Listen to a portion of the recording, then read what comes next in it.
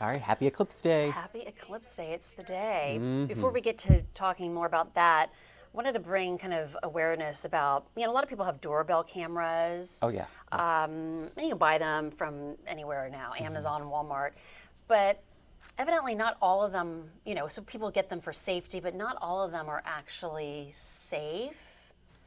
So researchers at Consumer Reports found vulnerabilities in some of the popular video doorbells that are being sold by Amazon and Walmart and Temu, and hackers could use a companion app to take over the devices and view camera footage. Yeah. So, and then vulnerable doorbells were sold under many brands. Here's a list of them. And the doorbells were sold, again, Amazon, Walmart, Sears. And it's just something that people need to be aware of. I mean, I had no idea that there's like an app, and then they can try to gain access to what, your cameras. And so evidently there's some bugging, debugging software you can get, but it's something to kind of pay attention to and look into. But what really would they be looking at? Your front yard? I guess they can see if you're home, but some people also have cameras inside their house. Yeah. So, yeah, it's weird. Right. It's like, what are they gaining? But they can also see if you're home. That's a good point, yeah. So it's... You definitely want to watch out, if you have one of those. And they are very popular these days. Very popular. A lot of people have them. Okay, so I thought this was a really kind of guide, especially for kids and adults, with the eclipse today. So this is really kind of a really good illustration, kind of like explains what's happening with the moon and the sun and Earth.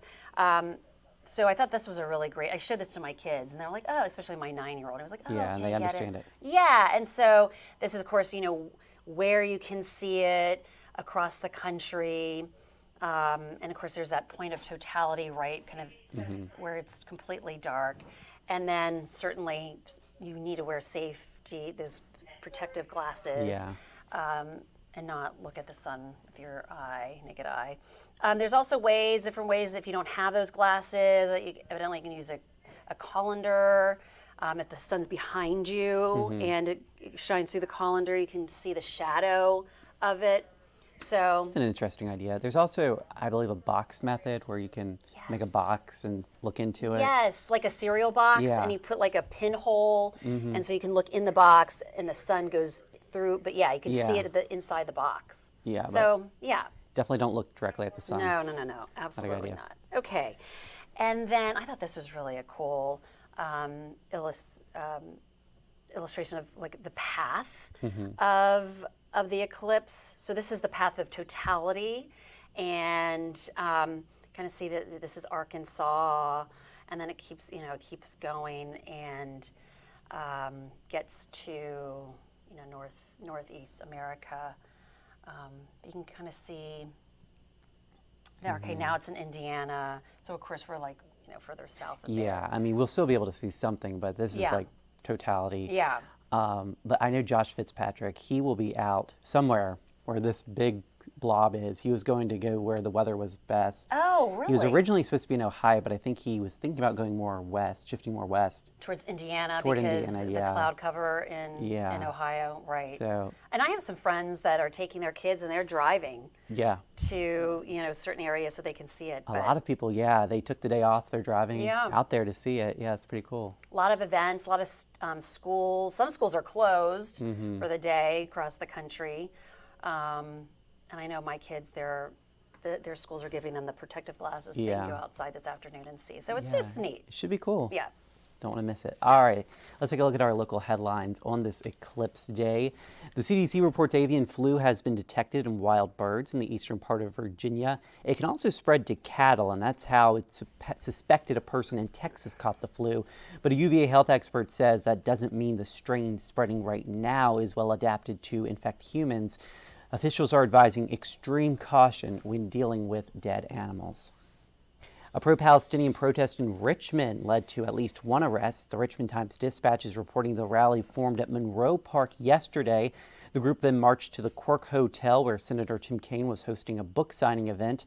Protesters demanded the senator come out. The group blocked eastbound lanes of West Broad Street, and that's when police declared an unlawful assembly and ordered the protesters to disperse. No word this morning from Senator Kaine.